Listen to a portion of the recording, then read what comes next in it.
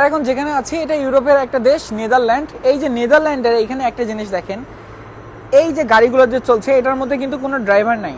আর এই যে গাড়িগুলো চলার উদ্দেশ্য কি জানেন, এগুলো এখানে এই যে পোর্টের মধ্যে যে হাজার হাজার কন্টেনার দেখছেন, এগুলো তো পোর্টে রাখার জন্য নিয়ে আসা হয় নাই, এগুলোকে এই পোর্ট থেকে কোনো না কোনো জাহাজে তুলে দিয়ে কোনো না কোনো দেশে পাঠিয়ে দেওয়া হবে, যেটা যে দেশে যাওয়ার কথা।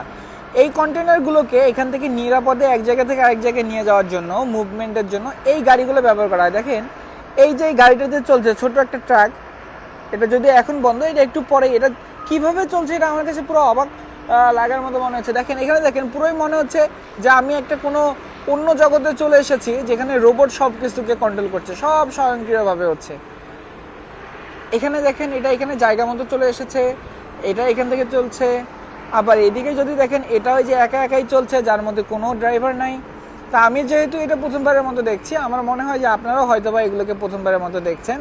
তো আজকের এই যে এই সিস্টেমটা, এই যে আধুনিকতার এই ছোঁয়া যে এখানে চলে এসেছে, এই জিনিসগুলোকে আপনাদের কেমন লাগলো অবশ্যই কমেন্টে জানিয়ে যেতে ভুলবেন না। আমরা একটু দেখি এইদিকে কি আছে, পুরো অবাক হয়ে তাকিয়ে আছে এগুলোর দিকে। তো ধন্যবাদ, এতক্ষণ সাথে ছিলাম আমি হৃদয়। চাইলে ফেসবুক, ইউটিউব, টিকটকে হৃদয় সেলার লিখে সার্চ করতে পারেন, আমার সমস্ত ভিডিও আপনি পেয়ে যাবেন। ধন্যবাদ আবারও, আসসালামু আলাইকুম।